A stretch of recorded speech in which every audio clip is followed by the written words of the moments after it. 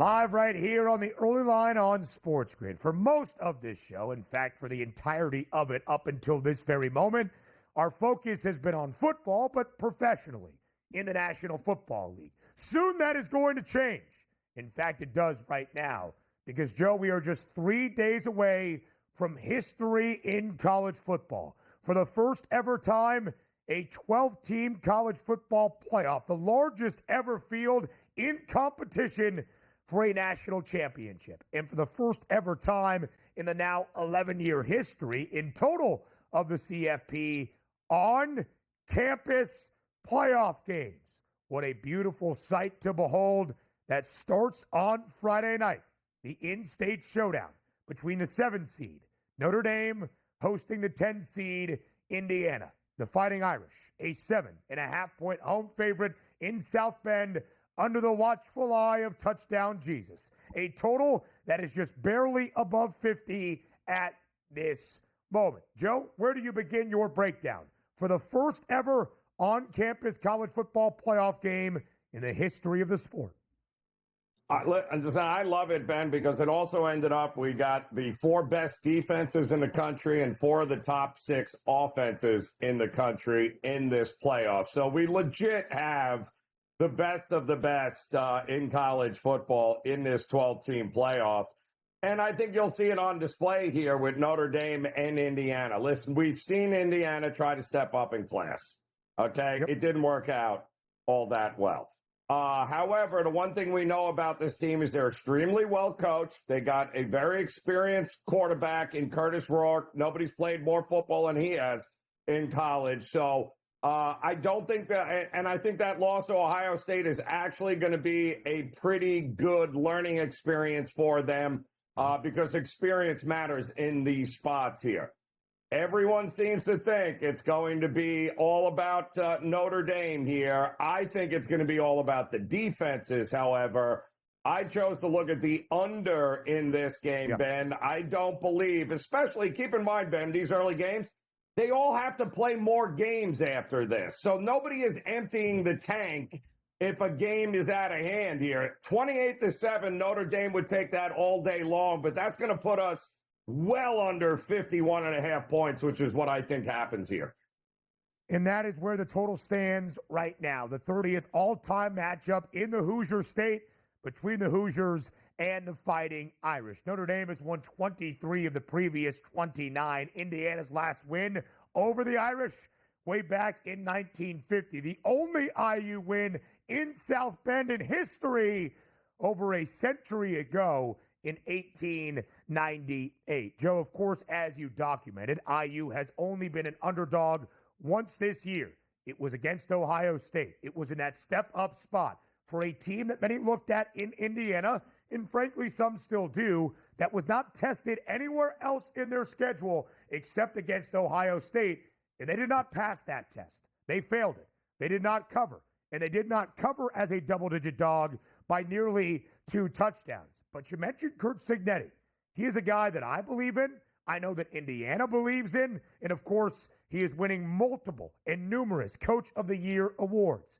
And, Joe, he has been very frank about that game in Columbus. It was not Indiana's best, but they learned from that atmosphere. They learned from the environment. We'll see how much they learned on Friday night against Notre Dame in South Bend. Joe, an Irish team that against teams not from the Mid-American Conference has been dominant this year. Notre Dame is 9-0-1 against the spread against non-MAC foes. With an average victory margin of 29.2 points per game, Notre Dame scoring 43.6 points per game in those 10 matchups against non-MAC foes. That would be the second best scoring offense in all of college football. They have also gone over in 7 of 10 games. And Joe, I would agree that this game should trend to the under. Indiana, best rushing defense in the country against the top 10 rushing offense in the Irish. But if Indiana's offense looks as stagnant as it did against Ohio State, they're not coming close to keeping this game within that 7.5-point margin. Yeah, I don't think so here, Ben. I mean, and don't forget, the Hoosiers did gift 14 points on special teams to Ohio State in that game. it probably would have been a little bit closer. But the reality is, outside of that opening drive against that Ohio State defense, adjustments were made, and then they went MIA, that offense there. And I think, Ben, that is going to be a problem in this game against this Notre Dame defense, who, again, is just as good as the Ohio State defense. This is going to be very similar in that aspect, except a lot more running by Notre Dame, I think. The Irish, the third best passing defense in college football. The Irish, the third best scoring defense in college football, one of 5 teams allowing fewer than 14 points per game. Who's the 6th best scoring defense in college football? That's Indiana, allowing just a little bit less than 15 points per game at 14.7. So it's that game on Friday. Then it's the opening game of 3 on Saturday, a triple header of college football playoff action in Happy Valley. It's going to be cold in both of those spots. How will the team from Dallas, the 11 seed SMU, deal with that against the 6 seed Penn State? The Nittany Lions, Joe, an 8.5-point home favorite in State College. Total stands at 53.5. What do you expect in Happy Valley on Saturday afternoon? I expect this to be a better game than I think most do. I do think that they are going to be able to hang around the Mustangs. I think they fell behind quickly against Clemson in that ACC championship, Ben, but that was a different team in the second half, wasn't it? And I think that, too, that experience there in the ACC championship game, I think that's going to bode well for them. Not a great place to play, but I wouldn't be looking at 53.5 points in this one either. SMU over in a big way in that ACC championship against Clemson. The Stangs have been an underdog twice this year, winning outright against both Louisville and TCU. Over in both of those. We'll talk more about this game at State College and our final 2 on Saturday in the CFP next. One final thought on our first game of 3 on Saturday in the first ever 12-team college football playoff. Penn State and SMU. Joe, there will be many narratives that follow around the college football playoff and these programs each and every game, each and every round, all the way up to a national championship. For Penn State, the idea is that in the 11 years under James Franklin, he can't win the big one. Well, is this game going to change that? The Nittany Lions as a favorite since the start of 2022, the last 3 college football seasons, 32-1 straight up, 23-9-1 against the spread. Joe, will this ease the minds of Penn Staters in terms of James Franklin's ability to win marquee matchups if they win in the opening round of the CFP as more than a touchdown favorite at home? Yeah, no, I don't think anything other than a trip to a national championship is going to, fulfill these Penn State fans' dreams here. They are, no matter who he plays. And again, we know his record against top 5 teams, right, Ben? But I guess the good news is SMU is not a top 5 team, is it? Coming in at number 11 there. So I do think, listen, Penn State at home is always going to be dangerous. That crowd is going to be unlike anything SMU has seen all year long. Weather doesn't appear to be great, Ben, heading into this game. But this is a game Penn State should win, can win, and probably will. But winning and covering by more than 8.5 is a different animal in a tournament style where it doesn't matter. There's no point differential here. Just win and advance. And that's the only thing that matters here. James Franklin very aware of point spreads, at least throughout his time in State College. However, our second game of 3 on Saturday is in Austin. The 5 seed, the top at-large team in this CFP bracket. That would be Texas, plays host to the bid stealer and the ACC champs of Clemson. The 12 seed, ranked 16th, by the way, in the final CFP poll, if that's any indication of where Clemson stacks up. Joe, this is the largest spread of our opening round CFP games. It is 11.5 in favor of the Longhorns. How does, if at all possible, Clemson keep this game within margin? I think very easily. I mean, they're betting this game. The market is betting this game, Ben, like they know what the final score is already. Like the game's already over.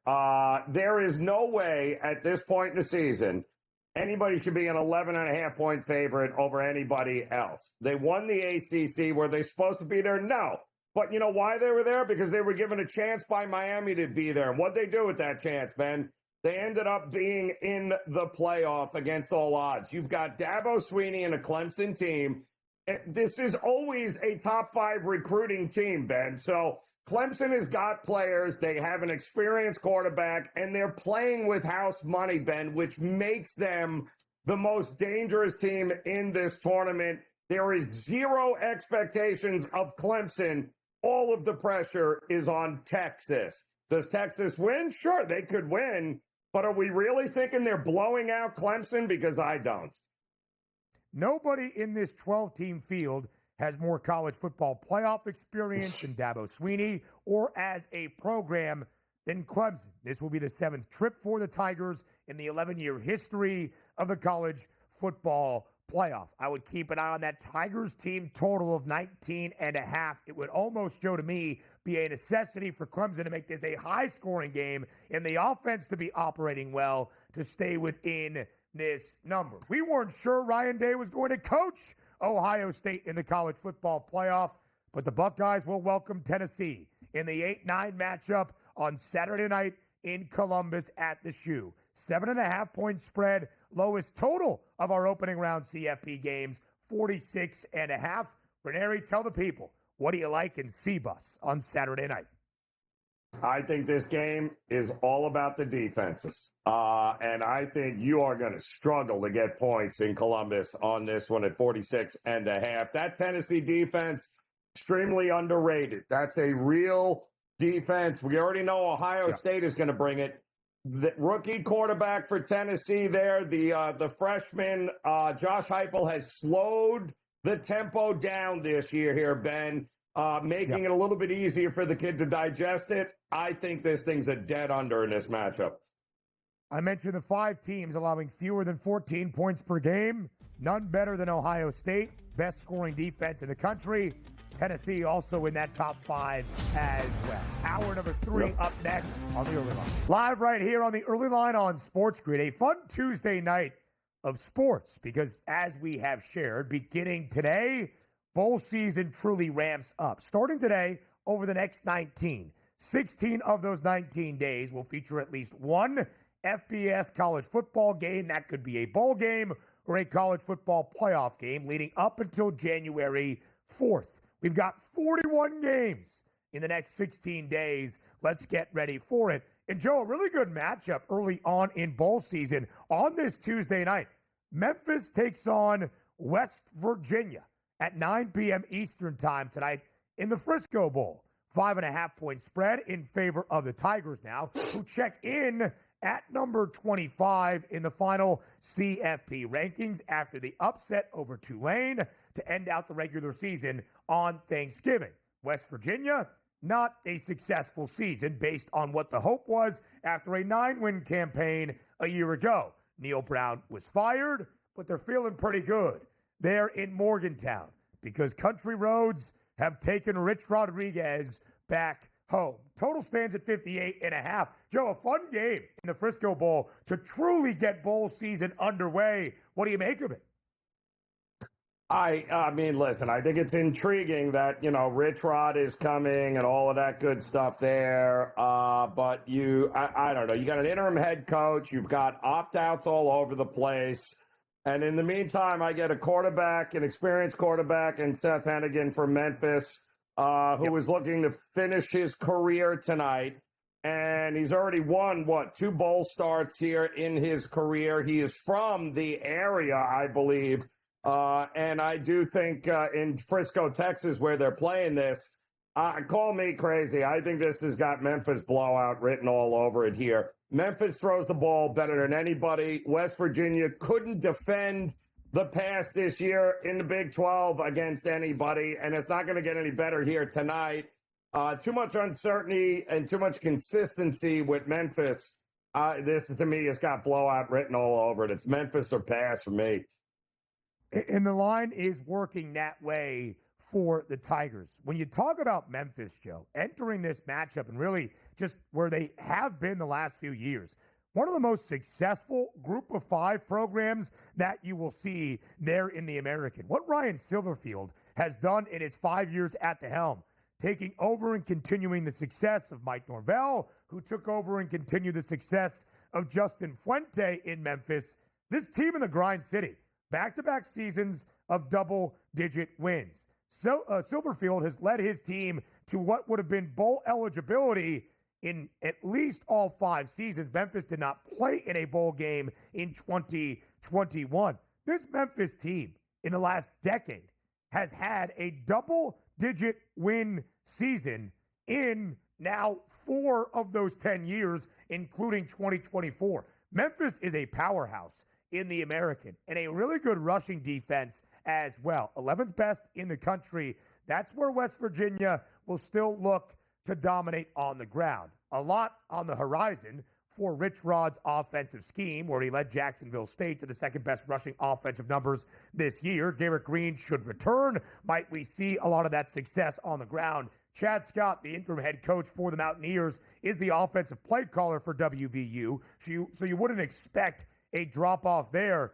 But I do agree, Joe. Seth Hennigan, one final game, a really good Memphis offense. Mario Anderson was great this year for the Tigers on the ground. West Virginia's defense, not great. Over a ton this season, I believe in 8 of 12 games.